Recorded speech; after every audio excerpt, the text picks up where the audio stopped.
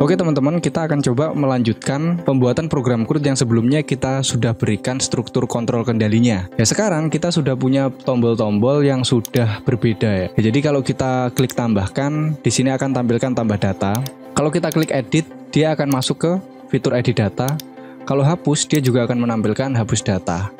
Ya semua tombol sekarang sudah berfungsi dan fungsinya semuanya sudah berbeda. Ya sekarang kita akan coba melanjutkan tentang koneksi program kita dari PHP ke database. Di awal video dulu kita sudah pernah membuat sebuah database dan di dalamnya juga sudah kita isi beberapa data teman-teman. Kalau kalian ingat, sekarang kita akan coba buka di PHP My Admin untuk database kita. Kita sudah punya sebuah database namanya DB Sekolah nih. Di dalamnya kita punya tabel namanya DB Siswa. Kayak gini, kita punya 5 buah data yang datanya sudah kita isikan ya dulu teman-teman. Dan untuk foto ini, value-nya kita sesuaikan dengan isi yang ada di dalam folder sini. Jadi ketika kita di htdocs, nama project kita di belajar CRUD, kita punya sebuah folder namanya img. Di dalamnya itu ada img 1 sampai 5. Nah, nama filenya ini nih yang kita masukkan di sini teman-teman. Dari img 1 sampai img, nah ini 6 ya, kita ubah aja jadi 5 deh. Ya kayak gini. Ya sekarang kita akan coba gimana caranya nih si database ini bisa terkoneksi atau terhubung ke si belajar CRUD ini. Ya caranya sekarang kita akan masuk ke project kita buka untuk di index.php dulu. Ya kita fokus di sini dulu teman-teman. Jadi untuk mengkoneksikan database ini ke project kita, ada sebuah fitur yang namanya itu adalah MySQLi Connect. Jadi untuk MySQLi Connect ini adalah fitur yang ada di PHP untuk menghubungkan si PHP pemrograman PHP itu dengan MySQL. MySQLi Connect ini punya beberapa parameter teman-teman. Ya, jadi parameter yang pertama itu ada host. Host ini adalah tuan rumah teman-teman. Jadi program yang kita buat, database-nya itu bertuan rumah atau memiliki tuan rumah siapa? Karena di sini kita menggunakan aplikasi SAM. Jadi di sini untuk host atau tuan rumahnya dia adalah localhost. Jadi intinya dia adalah host atau dia adalah tuan rumah dari MySQL kita. Yang kedua ada username dari MySQL kita. Karena kita default ya teman-teman untuk MySQL kita nggak kita otak-atik. Jadi SAM kita ya udah kita install gitu aja. Defaultnya kan username-nya root. Ya, jadi di sini kita ketikkan root. Untuk parameter selanjutnya ada password.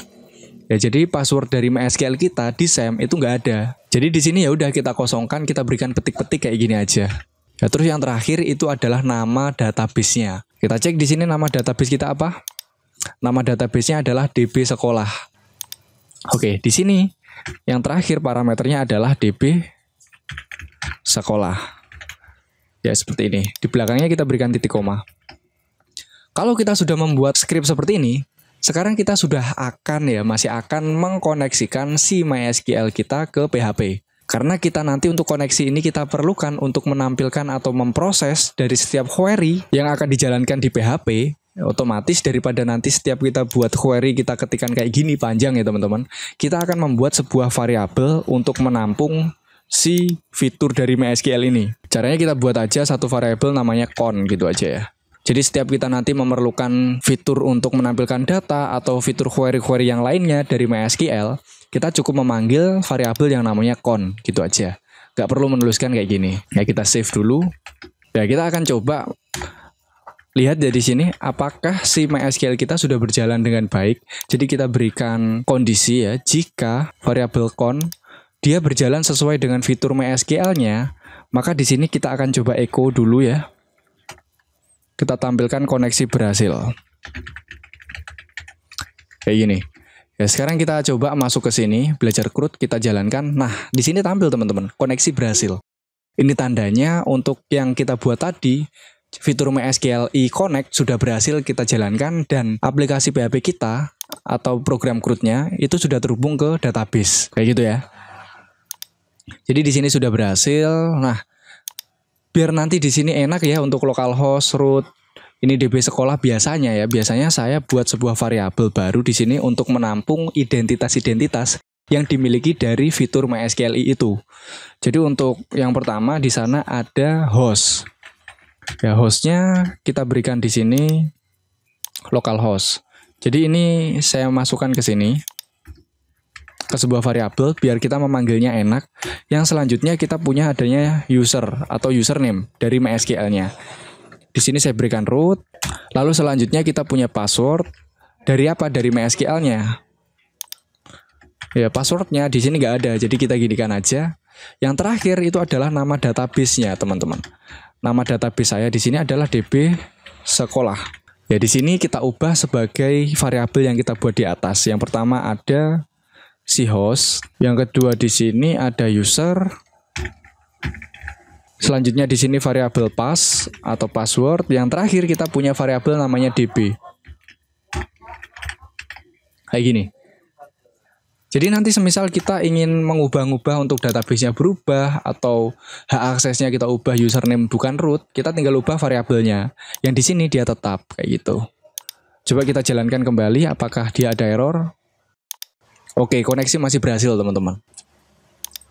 Nah, ini nanti kan kita perlu koneksi dari PHP MySQL ini di halaman-halaman yang lainnya. Kita juga bisa memanfaatkan di kelola PHP, proses.php. Jadi biar koneksi ini nggak ada di setiap halaman, kita nggak memberikan script seperti ini. Kita akan coba pisah untuk script dari koneksi ini ke file lain. Jadi ketika kita membutuhkan koneksi di berbagai halaman nanti, kita tinggal panggil aja. Kita nggak perlu mengetikkan ini berulang-ulang. Jadi kita cukup hubungkan langsung ke filenya. Jadi ini kita cut aja. Untuk indeks PHP tetap seperti ini, kita save. Terus di belajar CRUD ini kita akan buat sebuah file. Kita pastekan di sini. Ya, untuk nama filenya di sini saya akan berikan namanya koneksi.php. Kayak gini. Ya, jadi di sini kita punya index.php sama koneksi.php. Kalau di sini saya jalankan, indeksnya sekarang nggak ada koneksi berhasil, tapi kalau di sini kita masuk ke koneksi.php, dia akan ada koneksi berhasil kayak gini. Kalau kalian sudah seperti ini, berarti kalian sudah berhasil membuat sebuah file koneksi.php, teman-teman. Oke, tugas kita selanjutnya menghubungkan si indeks PHP ke file koneksi.php. Sebenarnya ini bukan menghubungkan ya, tapi lebih mudahnya gini aja. Kita naruh si script yang ada di dalam koneksi.php ini di dalam index.php. Biasanya saya itu pakai yang namanya kayak gini. Kita bisa menggunakan require atau bisa juga memanfaatkan include. Tapi biasanya saya pakai yang namanya include. Untuk berbedanya silahkan kalian cari sendiri teman-teman ya. Di sini kita nggak akan ulas itu. Yang penting kita bisa menghubungkan antara koneksi.php ke index.php. Biasanya saya include kayak gini, terus di dalamnya include ini memproses file dengan nama koneksi.php dalam struktur folder yang sama. Karena untuk index.php dan koneksi.php ini di dalam folder yang sama, ya ini sama-sama di sini ya, maka kita ketikkan gini aja, koneksi.php. Kalau semisal koneksi.php itu di folder lain, tinggal kita berikan kayak gini. Nama foldernya apa, terus filenya namanya koneksi.php kayak gitu. Ya di sini kita cukup kayak gini aja. Sekarang kita save, kita coba jalankan di index.php teman-teman. Ya di sini ada koneksi berhasil lagi ya, berarti kita berhasil. Oke, sekarang koneksi PHP untuk yang echo ini saya hapus saja. Terus di bawah sini kita berikan untuk menggunakan sebuah database ya. Kita akan memanfaatkan sebuah fitur yang namanya MySQLi select db ya. Lalu di dalam parameternya kita akan gunakan variabel con yang menandakan koneksi antara si PHP dan MySQL. Lalu yang kedua adalah nama database-nya kayak gini. Oke, sekarang kita masuk ke sini lagi. Kita jalankan. Nah, nggak ada apa-apanya, tapi sebenarnya dia sudah terhubung ke database. Oke, tahap 1 udah beres teman-teman. Kita sudah terkoneksi ke database kita, namanya DB sekolah. Nah, sekarang kita akan coba tampilkan data yang kita punya di sini ke sini. Nanti akan kita tampilkan di setiap tabel sini. Jadi tabel ini akan ikut dari isi dari sini. Kalau isinya di sini 5, maka di sini nanti akan menampilkan 5. Kalau kita tambahkan data di sini, nanti akan tambah juga di sini, kayak gitu. Ini mulai seru teman-teman. Yuk kita langsung masuk ke scriptnya. Ya sekarang kita akan coba di sini buat sebuah script PHP di sini dulu deh. Kita akan coba otak-atik di bawahnya include koneksi di sini karena kita masih masuk di dalam script PHP. Untuk menjalankan query untuk menampilkan atau memproses data yang ada di dalam database di dalam MySQL kita, ya maka kita memerlukan sebuah kode atau script ya teman-teman dalam PHP. Untuk menjalankan query di dalam PHP, itu kita akan menggunakan fitur yang namanya MySQLi_query teman-teman. Kayak gini. Nah, untuk parameternya, nah ini enaknya karena kita tadi sudah menjadikan si koneksi kita sebuah variabel, proses koneksinya, maka di sini kita tinggal panggil nih variabelnya yang namanya con ya, menandakan kita terhubung ke database-nya. Lalu selanjutnya yang kita panggil adalah query-nya dalam string. Coba kita akan menampilkan data-data yang ada di dalam tabel TB siswa. Kalau kalian ingat query-nya itu select, untuk menampilkan seluruh data itu bintang, from. Dari mana kita menampilkannya? TB siswa. Ya, kita menggunakan seperti ini udah beres. Jadi kita sudah menggunakan si con atau koneksinya untuk mengakses MySQL dengan query select bintang from TB siswa. Kayak gitu. Ya, tapi lebih amannya biasanya kita pakai petik 2, teman-teman. Siapa tahu di dalam query-nya kita akan memerlukan petik 1 nanti. Jadi ini adalah script untuk mengakses MySQL menggunakan query. Tapi biasanya teman-teman, saya di sini memanfaatkan sebuah variabel untuk menampung si query. Jadi ketika memproses MySQL query ini, saya tinggal panggil variabel query-nya. Biasanya saya menyimpan si query itu di dalam sebuah variabel namanya query. Ya, terus untuk yang ini, query-nya yang di dalam ini kita cut. Kita ganti di sini menjadi variabel query. Terus query-nya kita pastekan di sini. Ya, kayak gini. Sekarang saya akan coba apakah MySQL query ini sudah berjalan. Ya, jadi di sini akan saya jadikan sebuah variabel juga namanya SQL. Saya akan cek untuk si variabel SQL yang di dalamnya ada MySQL query ini berjalan atau enggak. Saya akan coba pakai si vardam di dalam PHP ya untuk mengecek si SQL ini. Apakah query ini sudah dijalankan? Ya, kita akan coba cek di sini. Oke. Query kita sudah dijalankan, teman-teman. Di sini ada result-nya. Jadi di sini untuk query yang kita jalankan tadi menampilkan ada beberapa atribut ya di sini dari MySQL-nya, dari tabelnya, dari TB siswa. Yang pertama ada integer. Integer ini pastinya ID siswanya. Terus di sini ada mungkin NISN ya. Terus ada namanya dan seterusnya. Kalau di halaman kalian sudah tampil seperti ini tandanya query kalian berhasil dieksekusi teman-teman sama PHP. Tugas kita sekarang mendeteksi atau mengorek-ngorek di dalam query itu ada data yang diambil atau belum dari MySQL. Itu caranya kayak gini. Kita masuk ke sini lagi. Kita akan memanfaatkan fitur dari si PHP lagi untuk mengambil data-data yang sudah dihasilkan dari SQL ini, teman-teman. Ya, caranya kita akan membuat sebuah variabel yang namanya adalah result. Terserah sebenarnya, tapi saya pakai gini aja biar gampang dipahami. Kalau dia adalah data-data yang dihasilkan oleh query yang dijalankan di sini. Jadi di sini kita akan coba pakai MySQL. Ya, di sini untuk mengambil data atau mendeteksi data, untuk mengetahui data yang sudah dihasilkan dari query yang dijalankan itu kita punya beberapa perintah sebenarnya. Ya, kita akan coba satu persatu ya. Yang pertama di sini ada yang namanya MySQL fetch row. Dia mengeksekusi teman-teman dari koneksinya dulu dan juga hasil dari pengambilan data yang ada di dalam MySQL, yaitu variabel SQL ini. Coba sekarang kita tampilkan untuk si result ini isinya apa teman-teman sekarang. Ya, kalau sekarang kita masuk ke sini, kita jalankan. Ah, ini error kenapa ini? Di baris ke-7. Oh ya, ini belum ada titik komanya. Oh ya, di sini salah ya. Fetch tulisannya FETCH sampai miring semua kayak gini. Tadi kan gini, dia belum miring berarti ada yang salah. Kalau udah kayak gini, kita coba masuk ke sini. Oh iya, dia parameternya 1, teman-teman. Ya, di sini saya lupa. Untuk koneksi yang ada di sini sudah dipanggil di SQL, jadi kita nggak perlu. Kita cukup menampilkan si eksekutor saja. Eksekutornya adalah SQL ini. Ya, jadi di sini coba kita jalankan lagi. Oke. Di sini ada 6 buah atribut yang ada di sini. Ya, untuk indeks ke-0 dia ada string ya. Ini ID kalau nggak salah ya. ID itu ke 0 ya. Terus di sini yang ke-1, indeks ke-1 dia ada string 6. Ya, kita cek di sini. Di sini ada NISN. NISN dia adalah string. Dia maksimal 6 karakter. Ya, ID-nya di sini. Terus ada nama siswa dan seterusnya. Dia akan ditampilkan dalam bentuk numerik. Jadi indeks yang bisa kita tampilkan dalam bentuk numerik. Coba aja kayak gini. Kita udah mengambil data-data seperti ini nih.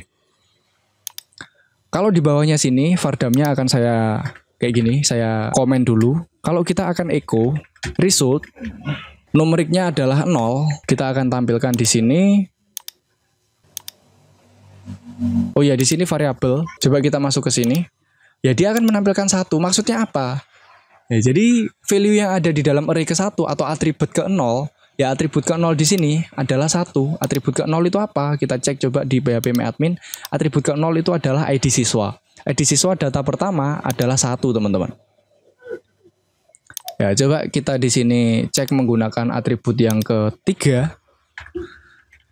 Atribut ketiga apa, teman-teman, di sini? Atribut ketiga adalah 0, 1, 2, 3 jenis kelamin ya. Di sini coba kita jalankan laki-laki. Jenis kelamin data pertama adalah laki-laki. Coba kita jalankan yang kedua. Ya, di sini akan muncul Alexander Kurniawan atau namanya, teman-teman. Kayak gitu. Jadi nama dari data yang ada di MySQL itu adalah Alexander Kurniawan, kayak gitu. Kalau kita di sini hafal dari atribut-atributnya. Tapi saran saya di sini kita nggak akan mengulas semuanya. Kita akan coba menggunakan yang asosiatif. Jadi array asosiatif itu kita gunakan untuk mengetahui kolom apa aja yang ada di MySQL. Jadi kita nggak usah menghafalkan atribut ke-0 itu apa, atribut ke-1 itu apa, dan seterusnya, nggak usah. Jadi kita cukup menghafal namanya aja. Jadi di sini row-nya kita akan ubah menjadi asok. Kayak gini. Maksudnya adalah asosiatif. Jadi kalau di sini kita vardam, di sini seperti ini hasilnya.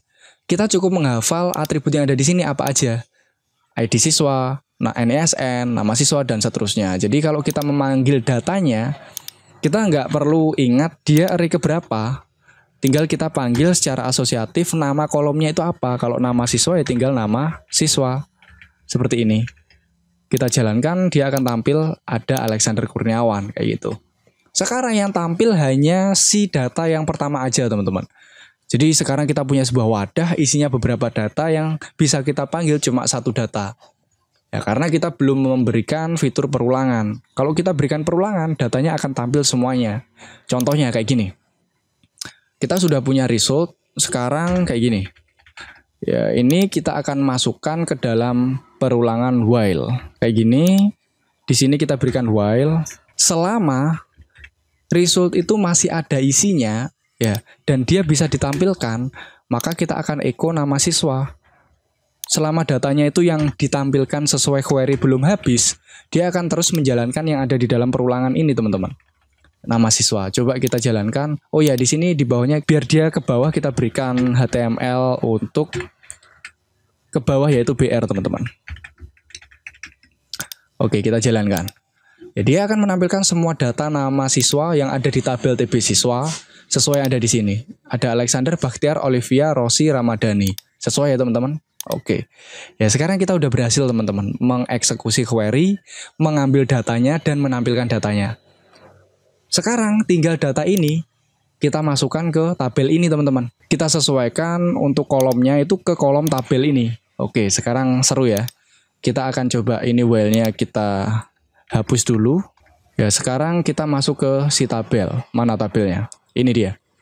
Untuk tabelnya kita akan coba sisakan 1 baris. Di sini ada 2 baris ya. Baris yang kedua TR yang bawah kita akan coba hapus. Kayak gini. Kalau kita tampilkan di sini hasilnya kayak gini aja. Kita cuma 1 baris saja. Value-nya cuma 1. Ya, sekarang untuk si while tadi akan kita ketikkan di sini menggunakan si script PHP. Ketikkan aja kayak gini PHP. Oh, kenapa ini? Penutupnya jangan lupa ya. Di dalamnya sini kita berikan while selama si result tadi itu masih ada datanya yang ditampilkan secara asosiatif dari eksekutor SQL kayak gini ya. Di sini kita berikan kurung kurawal pembuka, maka dia akan menjalankan ini, teman-teman. Jadi untuk 1 baris ini akan ditampilkan semuanya. Terus di bawah sini akan kita berikan penutup. Oke, seperti ini. Jadi pembuka while-nya ada di sini, penutup while-nya ada di sini, teman-teman. Kayak gitu. Nah, sekarang kita akan coba satu persatu di sini. Yang pertama ada nomor ya. Jadi di sini nomor akan kita berikan PHP. Jangan lupa penutup PHP-nya di tengah-tengahnya kita berikan echo. Variabelnya adalah result. Asosiatifnya adalah ID siswa. Jangan lupa di sini ada titik komanya. Oke, kayak gini. Coba sekarang kita tampilkan di sini, teman-teman. Ya, sekarang kita udah punya banyak data. datanya itu udah ada 5 sesuai yang ada di sini. Ada 5 data. Dan di sini udah ID-nya sudah sesuai semua teman-teman. 1, 2, 3, 4, 5 sesuai dengan ID yang ada di tabelnya. Biasanya nomor itu ada titiknya. Di sini akan saya berikan titik. Coba jalankan. Oke, ada titiknya. Nah, sekarang kita akan sesuaikan nama, jenis kelamin, dan atribut yang lainnya. Ini kita copy aja. Titiknya nggak usah ya teman-teman. Kita masuk ke yang kedua adalah NISN. Berarti di sini kita paste. ID siswanya kita ubah menjadi NISN. Selanjutnya ini untuk nama siswa. Kita paste yang tadi, ID siswanya kita ubah menjadi nama siswa. Untuk jenis kelamin juga sama. Kita ubah di sini jadi jenis kelamin. Untuk gambar ini gimana ya teman-teman? Gambar ini foto siswa namanya. Jadi untuk sumbernya tetap foldernya, tinggal di belakangnya sini kita berikan PHP. Ya, ID siswanya kita ubah menjadi foto siswa.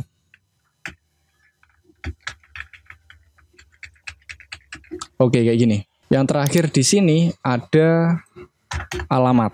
Ya, alamat di sini nama kolomnya apa ya? Alamat ya alamat gitu teman-teman. Oke.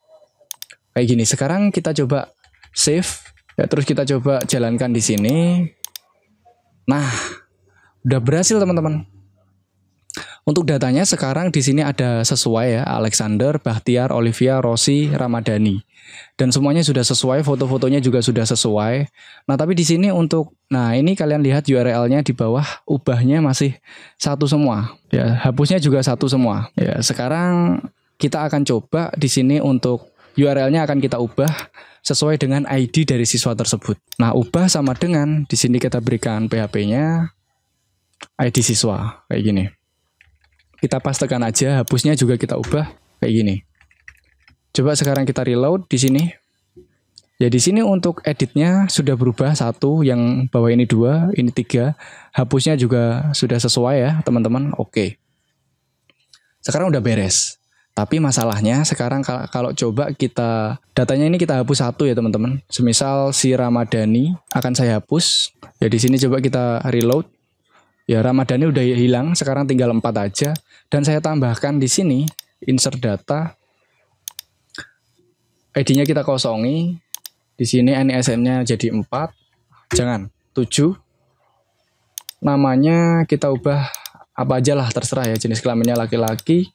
Fotonya IMG yang terakhir itu apa tadi? 5 ya. Alamatnya terserah, kayak gini. Coba kita go. Di sini ada masalah teman-teman. Datanya ada 6, ya, setelah 46, terus di sini kita reload. Untuk nomornya setelah 46, karena dia ngikut ID-nya. Ya gimana nih caranya biar nomor ini beda kayak ID? Ya caranya kita akan coba buat sebuah variabel baru di sini. Saya taruh di atas ini aja ya. Saya buat variabel baru namanya no atau nomor. Kita mulai dari 0. Setiap perulangannya nomor ini akan ditampilkan. Jadi untuk si nomor ini dia nggak menampilkan ID siswa. Tapi dia akan menampilkan variabel nomor yang kita auto increment kayak gitu. Coba kita jalankan. Oh ya, dia mulai dari 0. Berarti jangan auto incrementnya jangan pakai yang post, kita pakai yang pre increment. Bukan post increment. Kita pakai sebelum ditampilkan dia di plus-pluskan dulu. Oke, kayak gini. Dia tampil 1 2 3 4 5. Udah, padahal ID-nya di sini ada 6 itu. Coba kita hapus untuk data yang kedua. Bahtiar kita hapus. Udah nggak ada ya. Sekarang Bahtiar udah nggak ada. Datanya tinggal 4. Kita coba reload. Bahtiar nggak ada.